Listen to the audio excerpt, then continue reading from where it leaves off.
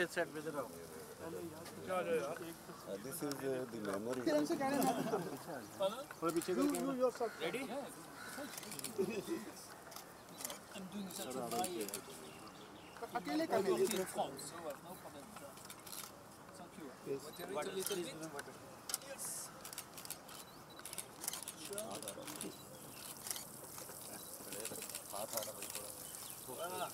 Very good. Thank you much. Now we will have group photo.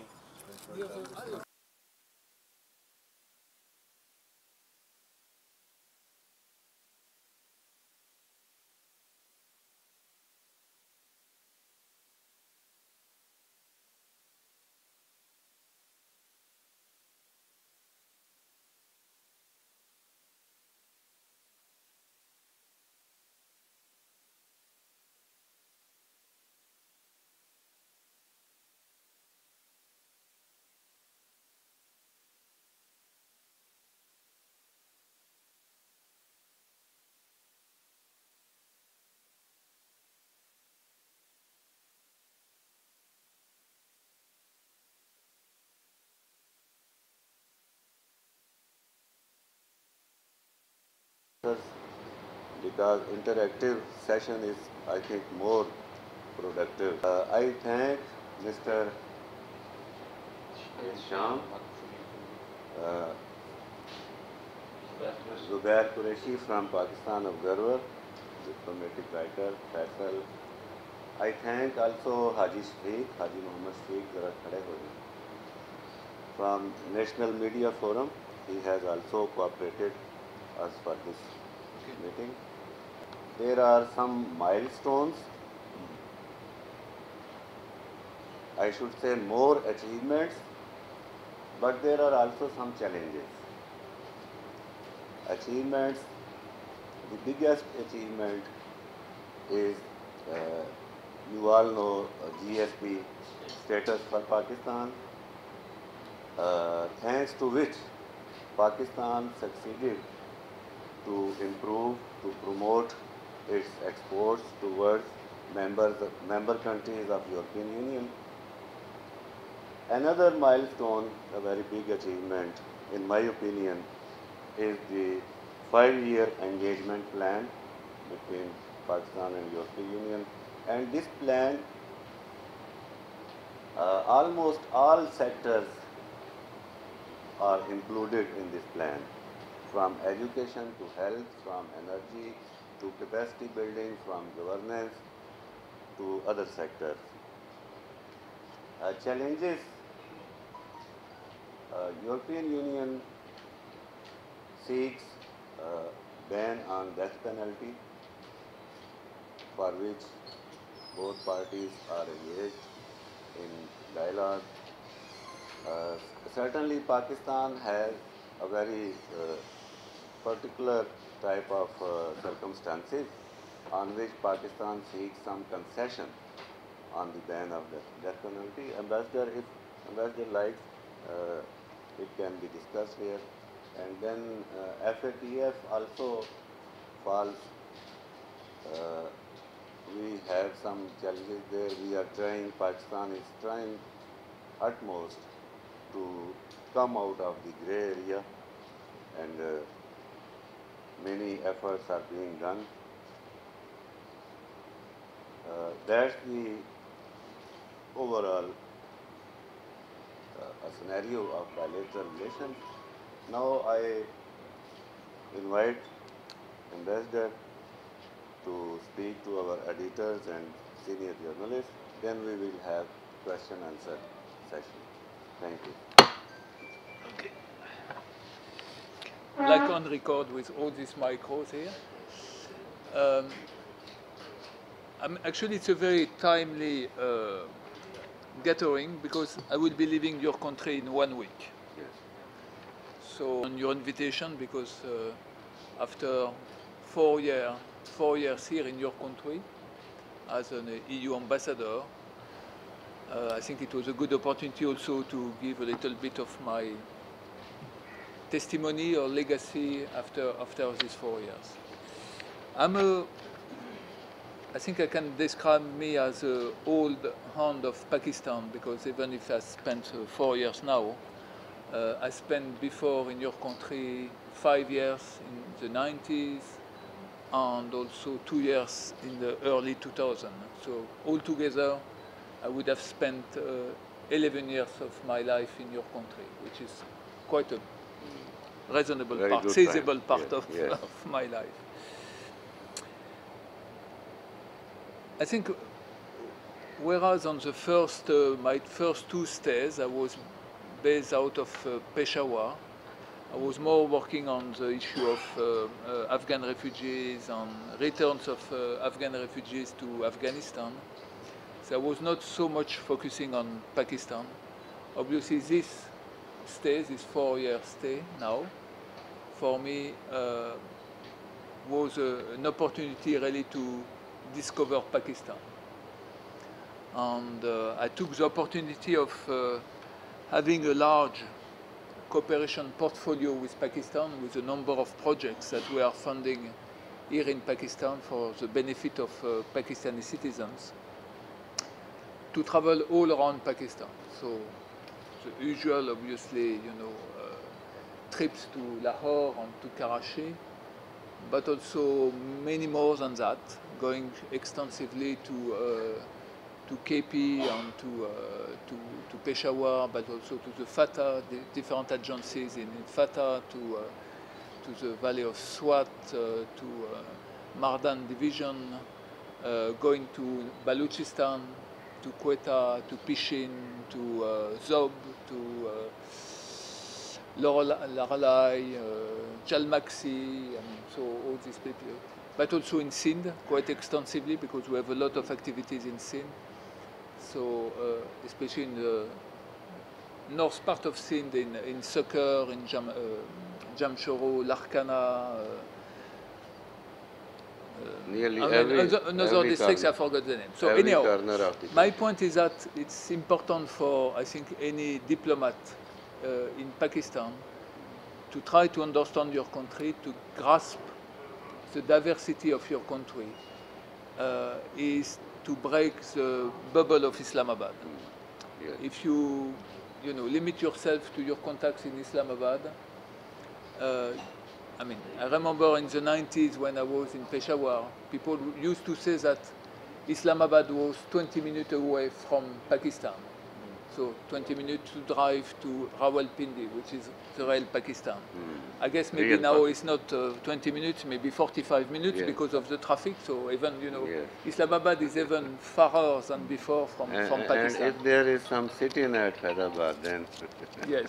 So I took this opportunity really to try to better understand your country. I'm being very,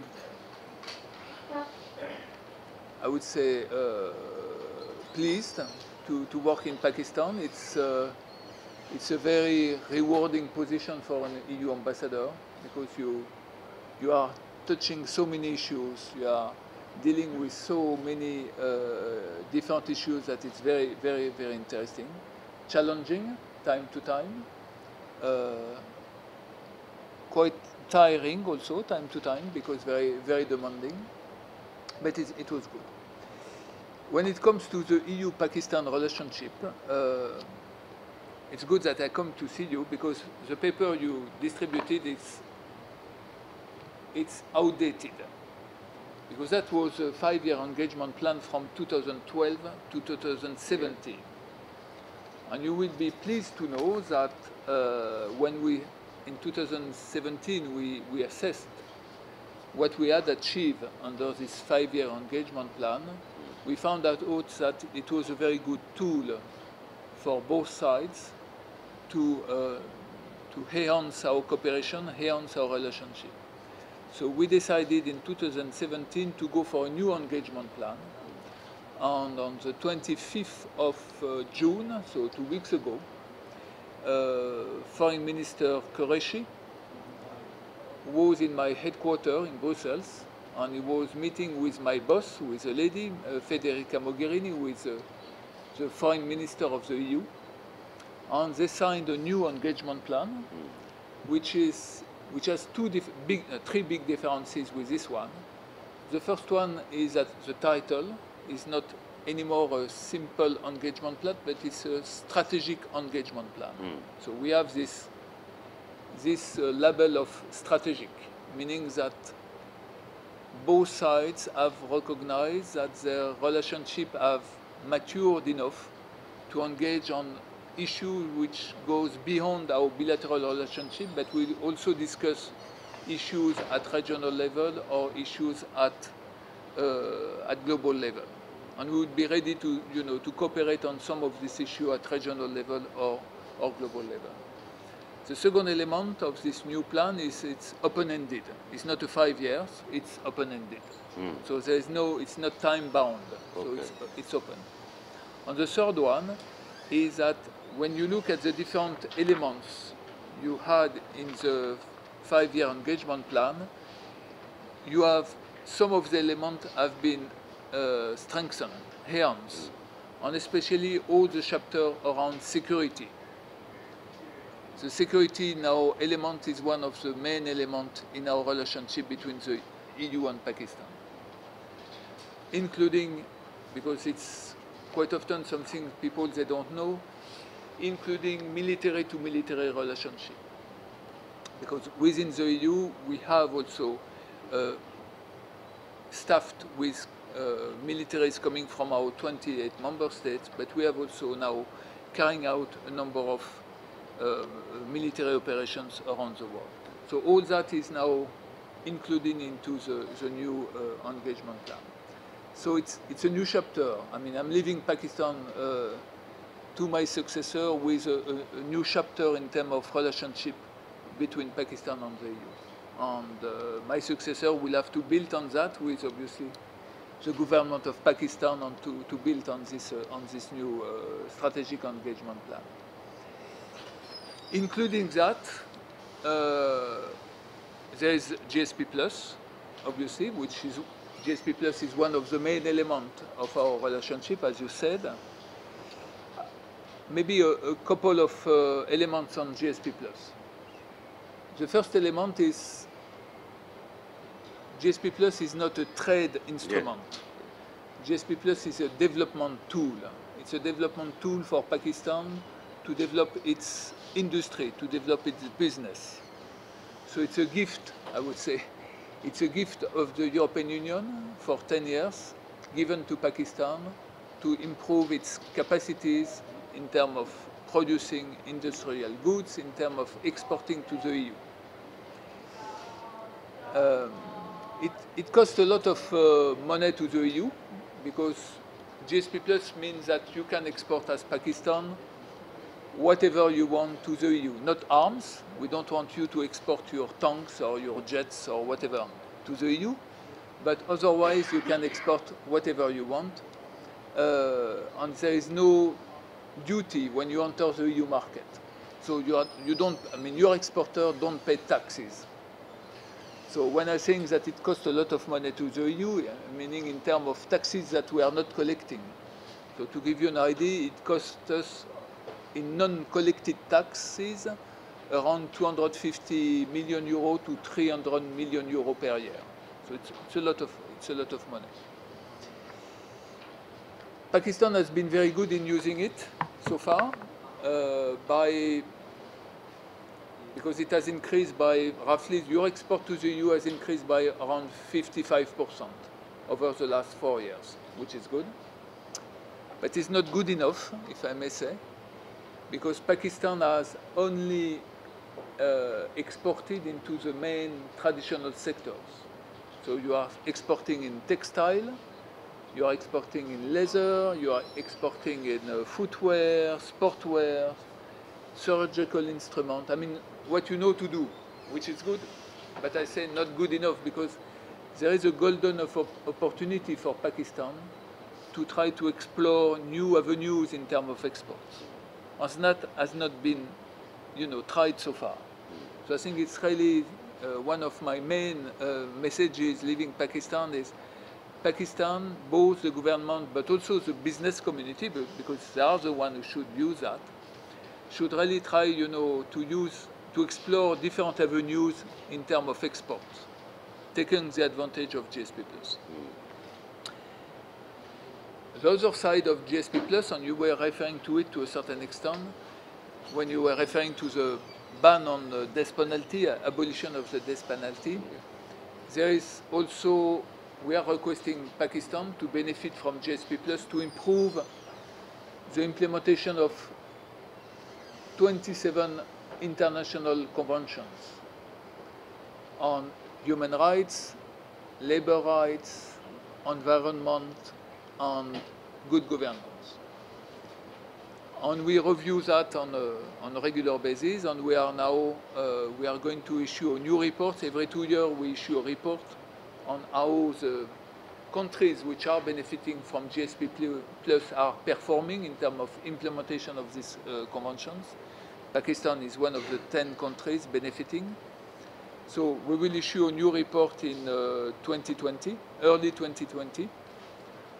And it will be up to the member states of the EU, up to the European Parliament of the EU to assess if they feel that what Pakistan has done in terms of implementation of this 27 convention is in line with the GSP Plus agreement or not in line. So we are reporting to them. They are our master, our member states, and European Parliament are the two masters of the EU, European Union, and it's up to them to decide what they want to do with the report. And that will be early 2020.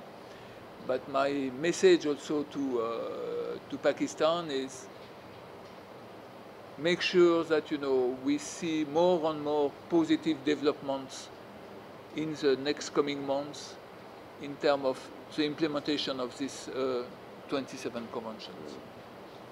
Maybe one reply on the death penalty. Just to clarify, because I know that it has been quite not always very clear for people in Pakistan.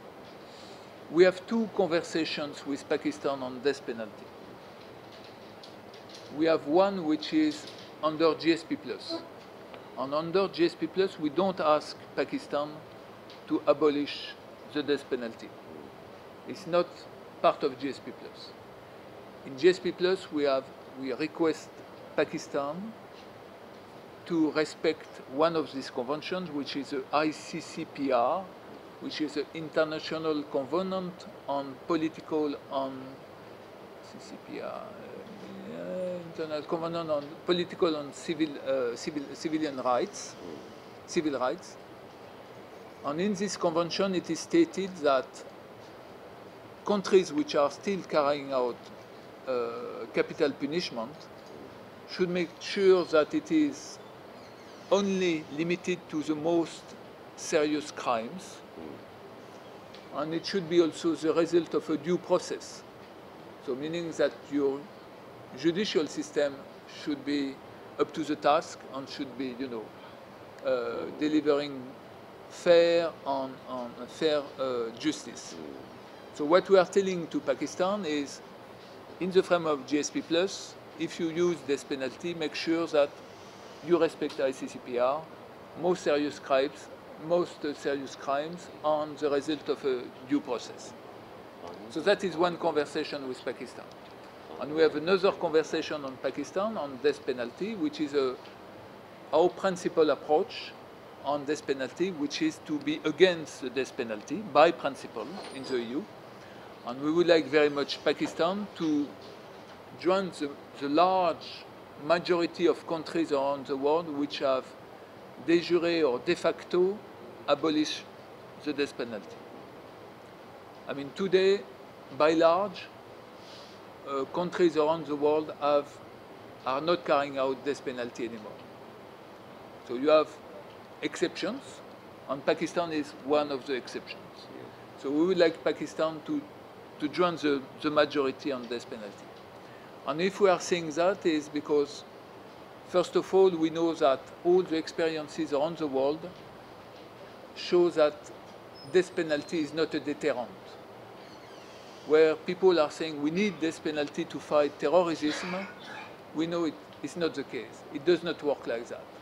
It has been proven around in other countries where you have terrorism that death penalty has not helped in tackling terrorism. And I will give you just an example. Unfortunately, it happens in Pakistan, it happens in other countries.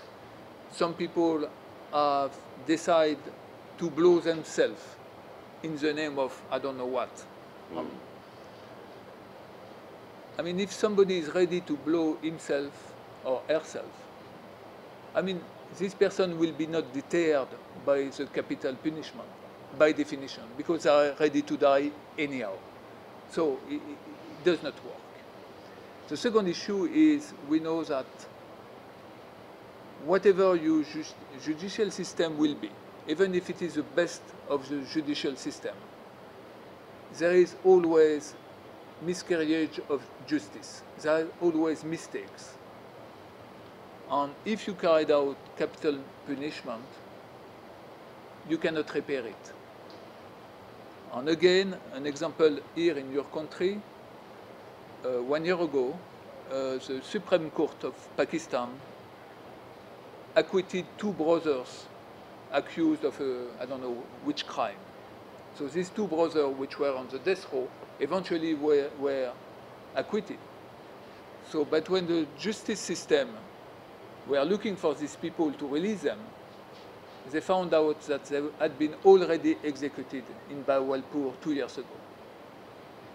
So these people, these 2 brothers were executed, and eventually the Supreme Court acquitted them, but they were already dead. So, I mean, it's why, I mean, as European Union, and as I said, as many other countries around the world, we don't feel that, we don't think, and we don't believe that death penalty should be something that Pakistan should keep. So that is the second conversation we have on Pakistan on death penalty. So 2 different conversations, just to clarify on the GSP+. I think I will stop here. I mean, because I think, as you said, maybe to have questions on replies. You are finished? Yes, yes. Should I give a brief of your conversation in Urdu because? Sure. Please go ahead. अभी हम अपनी आसानी के लिए पीछे तक आवाज़ नहीं जा सकी, तो जो एम्बेसडर ने गुफ्तगू की है वो थोड़ी सी मैं बयान करना चाहूँगा। एम्बेसडर ने यहाँ पे 11 साल मजमूई तौर पे गुजारे हैं और इन्होंने मुल्क के हर कोने में गए हैं, यहाँ तक कि हम भी जिन जगहों पे नहीं गए उस पर भी एम्बेसडर गए हुए हैं, बलूचिस्तान से KPK तक और सिंध तक और अंदरूनी इलाकों में। और इनका ये कहना है, अज़राह तफन्नुन उन्होंने कहा कि इस्लामाबाद पाकिस्तान से 20 मिनट के फासले पे है, क्योंकि हम रावलपिंडी को असल पाकिस्तान समझते हैं। तो वहाँ से 2017 का जो 5 साल प्लान मैंने बताया, उस पर एम्बेसडर ने कहा है कि अब हमने उसको रिन्यू कर लिया है और उसको मज़ीद रिफ़ाइन किया है और उसमें हमारी अचीवमेंट को भी कवर किया गया है। और GSP के बारे में एम्बेसडर ने कहा कि ये तोहफ़ा है पाकिस्तान के लिए और 55% इजाफ़ा हुआ पाकिस्तान और यूरोपीय यूनियन के 28 ममालिक के दरमियान जो ट्रेड है उसमें 55% इजाफ़ा हुआ। हम अमूमन सुनते हैं कि $1 अरब तक का इजाफ़ा हुआ, लेकिन एम्बेसडर का ये कहना है कि ये कुछ भी नहीं है। पाकिस्तान के बिजनेसमैन को मज़ीद एवेन्यूज़ तलाश करने चाहिए और बहुत ज़्यादा इम्कानात हैं। GSP सिर्फ तिजारत नहीं है, ये 21 आलमी कन्वेंशंस हैं और 27 बिल्कुल 27 आलमी कन्वेंशंस हैं। और जहाँ तक बात है ये FATF की ये 27 जो कन्वेंशंस हैं इनका जायज़ा लिया जाएगा 2020 में। 2020 के इब्तिदा में यूरोपीय पार्लियामेंट देखेगी कि पाकिस्तान ने इन 27 कन्वेंशंस में से कितना अमल किया है और कितना इन लाइन है पाकिस्तान और कितना इन लाइन नहीं है। اور پیغام ان کا یہ ہے کہ ہمیں توقع ہے کہ پاکستان زیادہ سے زیادہ اس پہ عمل درآمد کرے گا۔ سزائے موت کے اوپر امبیسڈر کا کہنا ہے کہ 2 مذاکرات ہمارے ہوئے 2 طرح کے۔ جی ایس پی میں ہم یہ نہیں مانگتے، لیکن جی ایس پی میں ایک آئی سی سی پی آر کنونشن ہے۔ اس کنونشن میں یہ کہا گیا ہے کہ سیاسی اور سول جو حقوق ہیں، سیاسی political rights and civil rights, ان کا تحفظ کیا جائے، اور بہت سیریس جو کرائم ہوں ان میں آپ اس میں جا سکتے ہیں، بہت موسٹ سیریس کرائم میں، وہ بھی تب جب کہ آپ کا عدالتی نظام بالکل ٹھیک ڈیلیور کر رہا ہو اور اس میں خامیاں نہ ہوں۔ اچھا، جی ایس پی سے ہٹ کے جو مذاکرات ہوئے اس میں یورپی یونین کا موقف یہ ہے کہ زیادہ دنیا کے جو زیادہ ممالک ہیں وہاں پہ ڈیتھ پینلٹی ایبالش ہو چکی ہے، ختم ہو چکی ہے۔ پاکستان سمیت کچھ ممالک نے استثناء لیا ہوا ہے، ایکسیپشنز۔ ان کا یہ کہنا ہے کہ ہمارے ہاں دہشت گرد، پاکستان کا پرٹیکولرلی یہ تھا کہ ہمارے ہاں دہشت گردی ہے تو ہم اس کو ایبالش نہیں کر سکتے یا کمپلیٹلی ایبالش نہیں کر سکتے۔ تو اس پہ یورپی یونین کا موقف یہ ہے کہ یہ کوئی ٹھوس عذر نہیں ہے، کیونکہ ایسا یہ ثابت نہیں ہوتا کہ اگر آپ ڈیتھ پینلٹی ختم نہیں کریں گے تو دہشت گردی ختم ہو جائے گی، اور ایسا کچھ ملکوں میں دیکھا گیا ہے۔ اور امبیسڈر نے یہ بھی کہا کہ ہم ڈیتھ پینلٹی کا خاتمہ اس لیے بھی چاہتے ہیں کہ ہم، ایک تو خامیوں کی بات ہوئی ہے پیچھے، دوسرا ہمارے سامنے مثالیں موجود ہیں کہ سپریم کورٹ میں جا کے 20 سال بعد کوئی فیصلہ ہوا تو اس میں پتہ چلا جی وہ جس کو پھانسی پہ لٹکایا جا چکا ہے وہ تو بے گناہ تھا۔ اور اسی پچھلے مہینوں میں ایسی خبریں بھی آئی ہیں کہ ایک بندے نے کوئی 20 سال قید کاٹ لی تو اس کے بعد جا کے فیصلہ آیا جی وہ بے گناہ تھا۔ تو یہ بھی اس کی وجہ سے بھی ہم اس پہ مانگتے ہیں۔ Ambassador we can take questions now? Sure. So better we go from right to, and I will request one question per person per time. Excellency, thank you very much for joining us today. I would like to brief you about CPNE, Council of Pakistan Yes. Newspaper Editors. I mean, first of all, I think let's be clear. I mean, your country has still a number of issues to face, a number of challenges to face when it comes to economic development, but I think more broadly than that, I think in terms of development. And the two main drivers there to tackle these issues of development will be, on one side, the business community, on the other side, the state. Business community can help, obviously, because they are going to be the one going to provide job opportunities and help people to get their livelihoods. But at the same time also, we know that you need a state to put in place the right policies. One, clearly, when we look at Pakistan in terms of the size of your country, size of your economy, and the capacity so far of the states to collect taxes, I mean, there is a discrepancy. So there is no doubt that the state needs to get more funding, that it will be able to put in place policy and to redistribute part of this funding and to fight inequality in Pakistan as it is the case in other countries. So I think for us, what I explained before, clearly we hope that what we are doing with GSP Plus is in a way to help the business community in Pakistan. Probably not enough, because I think we need also to attract more investors to your country, especially foreign investors to your country. And for that, it needs to change the perception of Pakistan. I mean, I've seen how your country has evolved over the last years. We've seen how security has improved into Pakistan. There is no doubt, even if there are still pockets of difficulties. And a big pocket for me is obviously Balochistan, where we see that unfortunately the number of incidents are still increasing. But in the rest of the country, we have seen that it has improved a lot. But this message is not trickling outside Pakistan.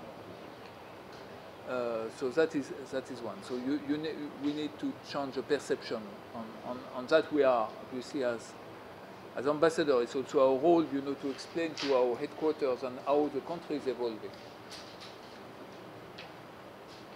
But also, in part of the perception is how people like you can perform your work. How you can explain what are the challenges. Talking about challenges for media, it's I wouldn't say it's your core business, but it's part of your business. And I feel that for the time being, media in Pakistan are not always in position to carry out their work as they should do. They are limited in their way of expressing what they see, what they would like to report on. And for me also, economic development, goes also with openness of the country. And openness of the country means also that media, being local media, international media, should be in position to report on anything which is going on in Pakistan. Because for a foreign investor, what is important is to understand a country and not to be surprised. They need predictability. They need a judicial system that works for litigation and things like that. They need also, I'm referring to the government, they need also predictability in terms of the rules of the game. So the rules of the game should not change, every 6 months, or because a new government is coming in. So, I mean, if you want to have long-term investment from European investors, you need all these elements. But again, I think it needs also to be, I mean, another element which is linked for me to the media is also transparency. We have to make sure that in Pakistan, all the economic players, have the same access to information. So, and that is part of our role as European Union. We have to make sure that the rule of the game, when it comes to investment in Pakistan, will be the same for European countries and for other countries. So you have all these elements. I know that the government is trying hard. I mean, facing a difficult time now in terms of economic situation. There will be tough times, yes. And what is important is that the impact of new policies, the impact of reforms, because there is a need for reform in Pakistan, that this impact is not going to be detrimental to the poorest segment of the population. And to mitigate that, you need to have more funding from the government that they can put in place, proper safety net programs. And I know that there is this new program, I've forgotten the name, but you will tell me, which is, ESAS, yes.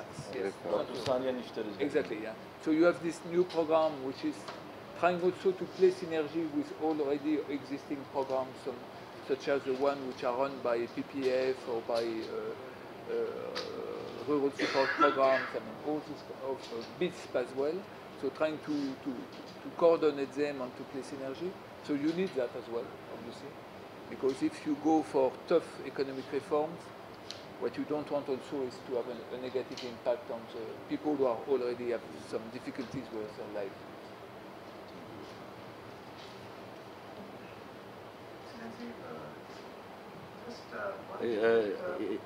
With your, as I said, our principal approach, we have it with all countries.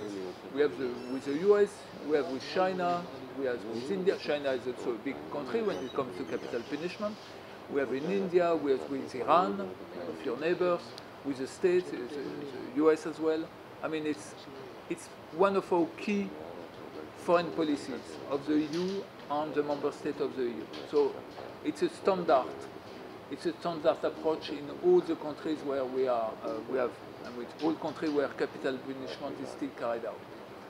So there is no, we are not singling out Pakistan at all. It's just because in Pakistan, as I explained before, there is this confusion between GSP plus and capital punishment that I think it's making more the headline here than it would be in the US, for example. And human rights violations in other countries. You mentioned specifically India. I mean, India is a strategic partner of the EU. And with India, we have a comprehensive dialogue on many things, including on human rights.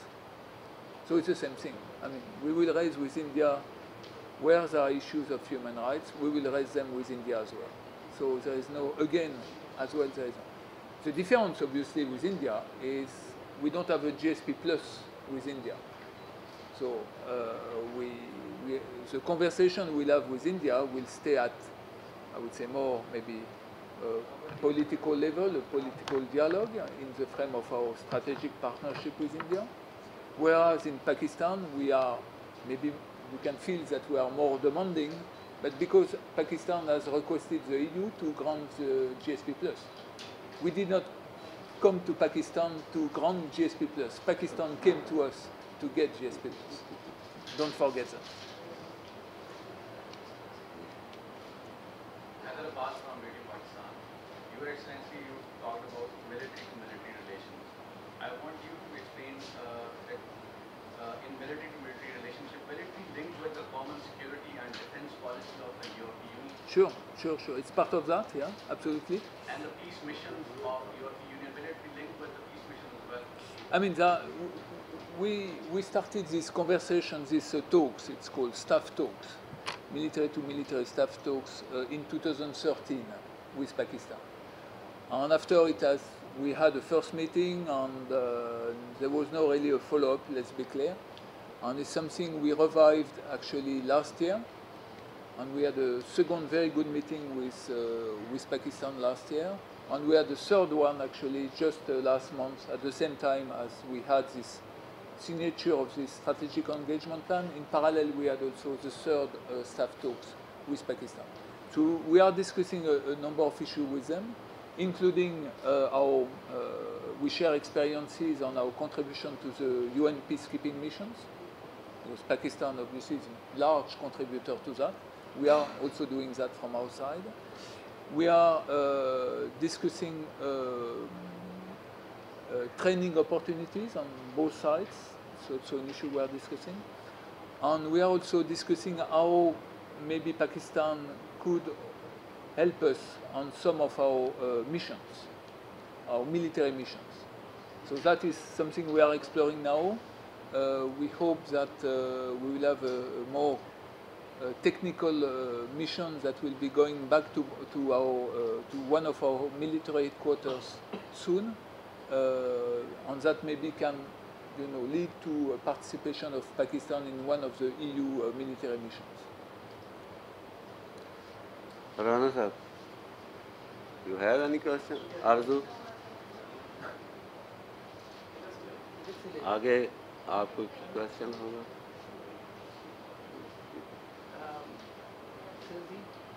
No? Okay, so we go to you. Plan includes Pakistani media. Yes, because I mean, because there is one chapter which is not there, but there is one chapter on obviously on all issues regarding to freedom of expression on the freedom of the media, but also another one which is more on, I would say, people-to-people contacts as well.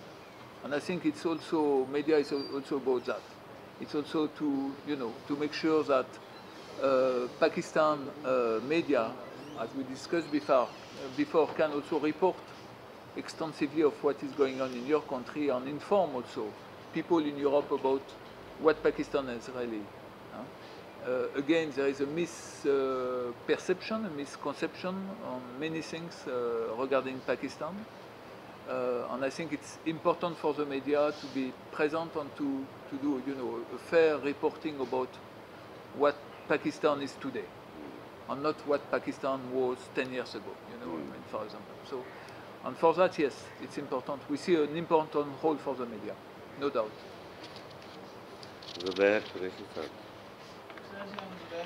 Now, everybody is talking about connectivity, which is important, which is good. But obviously, for the European Union, connectivity is not something new. I mean, European Union is built on connectivity. I mean, it's part of our DNA.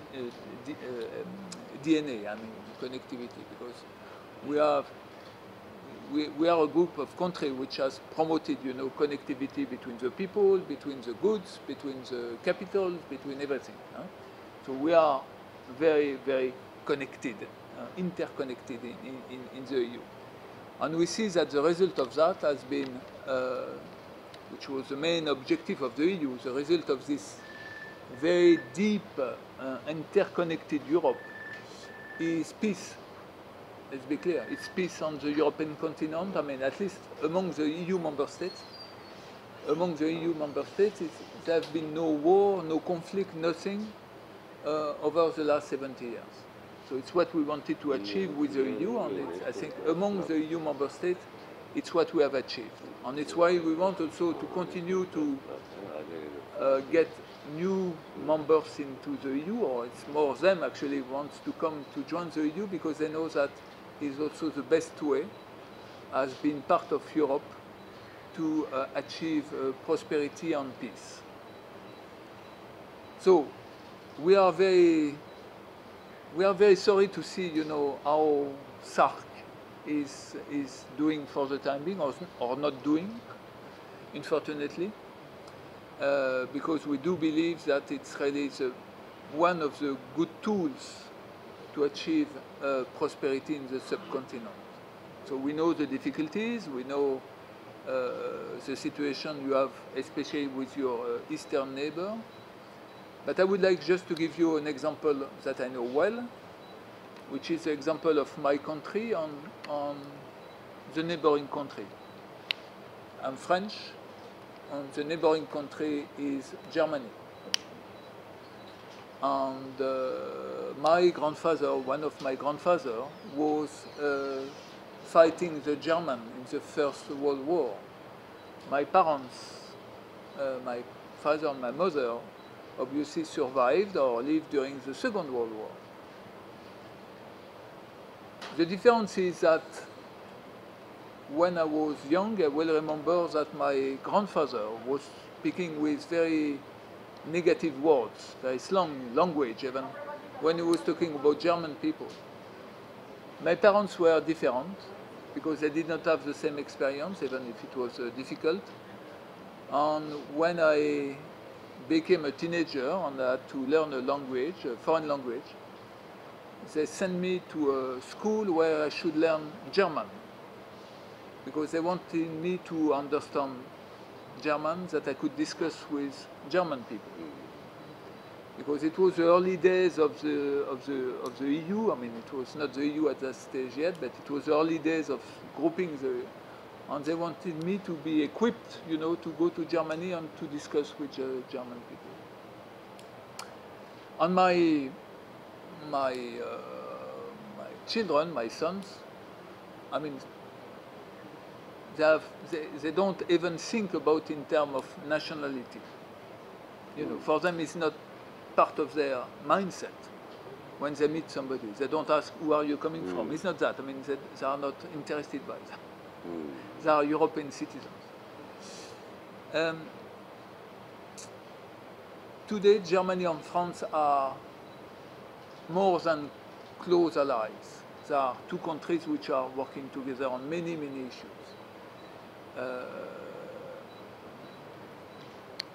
You were referring to your stay in Paris in 2014. I personally saw that the German contingent was leading the National Day parade and French were behind. So that was very different experience for me. Well, so that is an example, a symbolic example. We know where you have the German army, which is part of the French National Day ceremony. Whereas, remember, in 1940, the same, not the same, it was more another kind of German army was also on the Champs-Élysées because they just defeated the French. So we have gone a long way since that, we have gone I wanted just to give you an example that I often give, which is, I think, for me also a symbol. In the grade 12 at school in France and in Germany, the students, they learn the history of the 20th century. So the First World War and the Second World War, okay? Where actually, obviously, Germany or France have been fighting like mad people, and we managed to kill, millions of us. The textbook in Germany and the textbook in France on this specific century, history book on the 20th century, is the same textbook. It's the same text, the same iconography. The only difference, one is in French, the other one is in German. So my point is that when you have two countries which manage to have the same narrative about one century where they had two big wars, I mean, you have achieved what you want to have. You have achieved, friendship between the two countries. So when people are telling me, yeah, but with India it's not the same thing, I'm sorry to say that. It can be the same thing. You can achieve the same thing with India. There is no reason. There is no reason. I know during the partition millions of people have been killed. I know that. It's the same during the First World War and the Second World War. We killed millions of French people, millions of German people. Okay. So what you need leadership. You need political leaders which are ready to engage and are ready to go against their own public opinions. And to say, because the stake is so high, because what you are looking for is peace, I go for it even if majority of my population might be against me. I hope that it will happen in the subcontinent. One question, please. If you allow. No, one question, because we are time bound. It's Friday. One question with two parts. One Can I ask two questions in one sentence? In one breath. You can ask 4 or 5 questions in part in one question. Yeah. It is now up to you. Go ahead. Sir, in January this year, one of the list was approved and submitted to the European Parliament and European Council regarding the blacklisting of some of the countries, including Pakistan. That was related to the counter-terrorism and anti-money laundering. So that is going to be supplemented with FATF. So how do you see that particular arena? Because on one side we have an engagement plan, and on other side, because that is related to the terrorism particularly and the safety of the European citizens as well. So number one. And the second is, you have rightly mentioned about ICCPR, and freedom of speech and freedom of expression is one of the ingredients of ICCPR. Absolutely. How do you see this freedom of expression and freedom of speech within Pakistan, this aspect? Okay. Okay.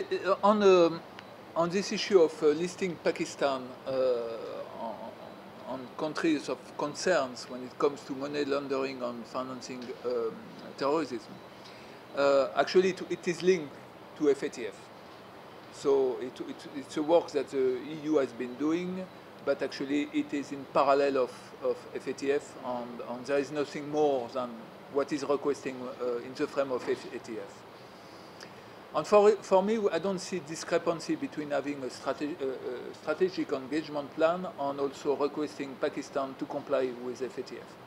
And usually, you know how it goes. Usually, you are always more demanding with your friends than with your enemies.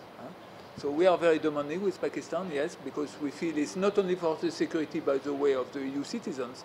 I think it's very much also for the security of your own citizens. And I think you have taken a large, unfortunately, you paid a very high price over the last year on that. So for us, I mean, we know that Pakistan has been moving on a number of issues there, so there will be a new meeting in September. Let's see how it goes. We are, as European Union, we have been supporting Pakistan in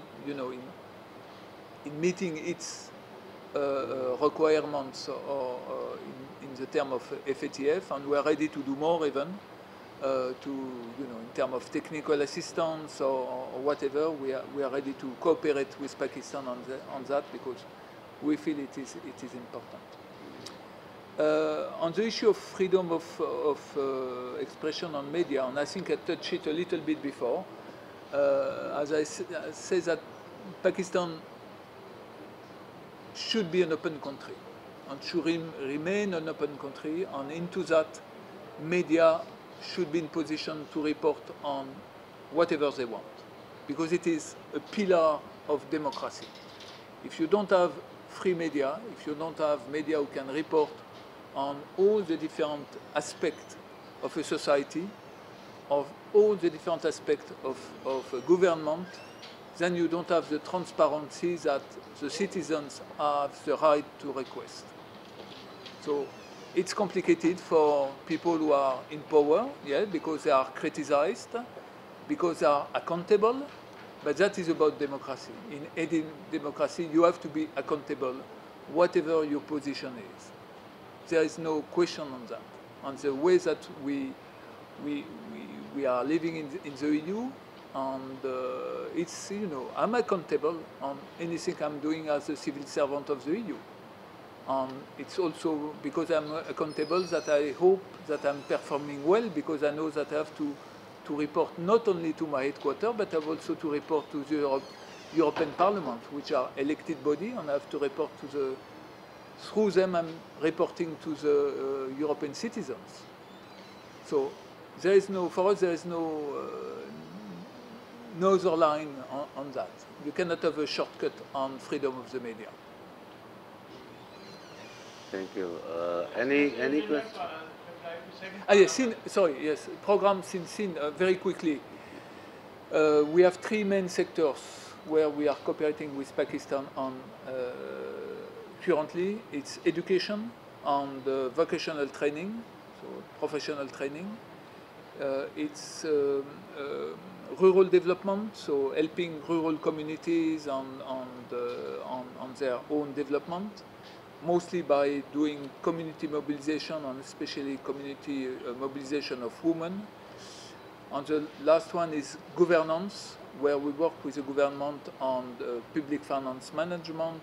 We work with the different assemblies, the parliament and provincial assemblies, to help members and staffers of these different assemblies to be equipped to deal with what they have to deal with. Because it's also important in democracy to have, legislators which are well informed, well equipped to perform their task. So that are the main sectors.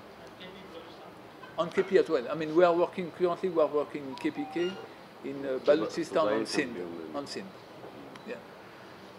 बिल्कुल ठीक है. कोई और question? पीर मुदस्सर साहब, you are late, but I can allow you one question.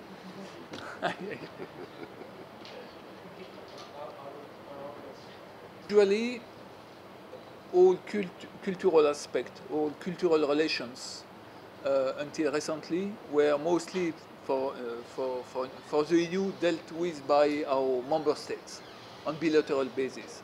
So You would have Italy, for example, doing some archaeological work in Swat Valley. You would have France doing that in Mohenjo-Daro. I mean, so. But for the last 2 years now, we have a strong push from our headquarters, and it was agreed by our member states that the EU should be more involved into cultural activities. So we are starting working on that.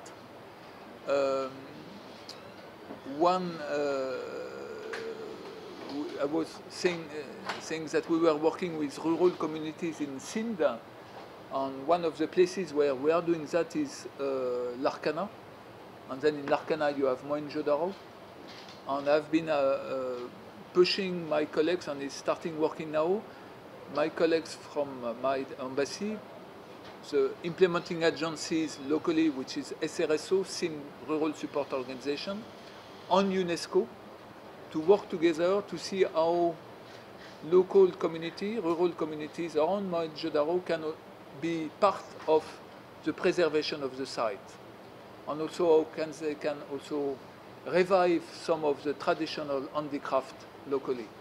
So we are working on this kind of issue, because I think in Pakistan, and I've been also visiting recently Multan, and in other places, I mean, it's the same situation. You have in Pakistan, I'm not only talking about monuments, but you have also this soft knowledge, soft skills in terms of handicraft, which are vanishing very quickly, because there is no market, because the people who have this knowledge cannot really survive anymore from this kind of activities, so that is vanishing very quickly.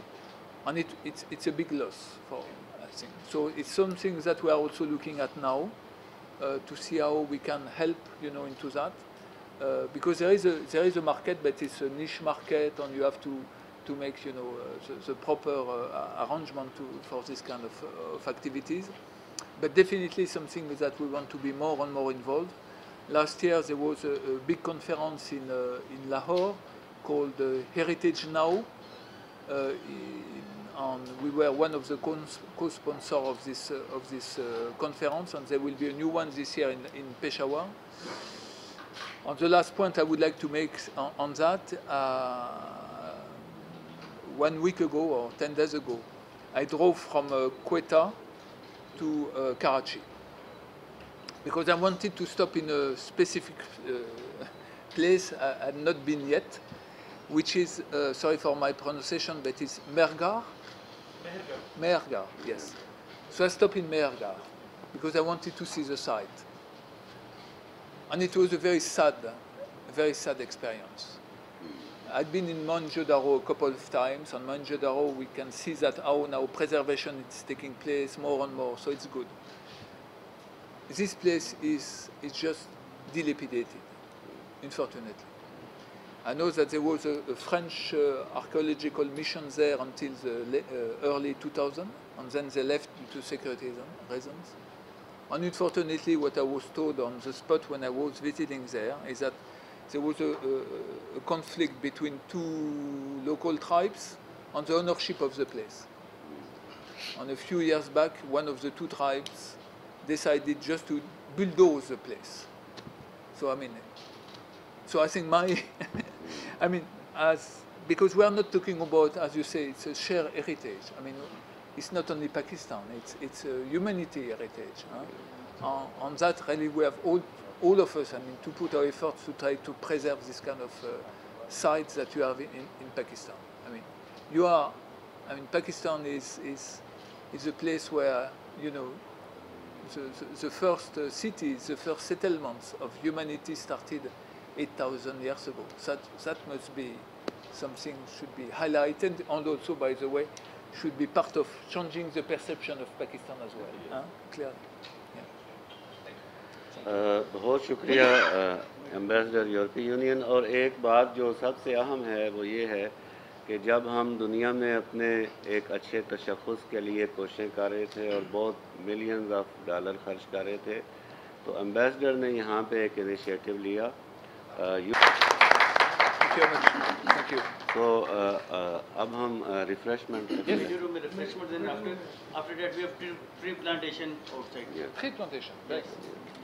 Okay. Memories. Yes.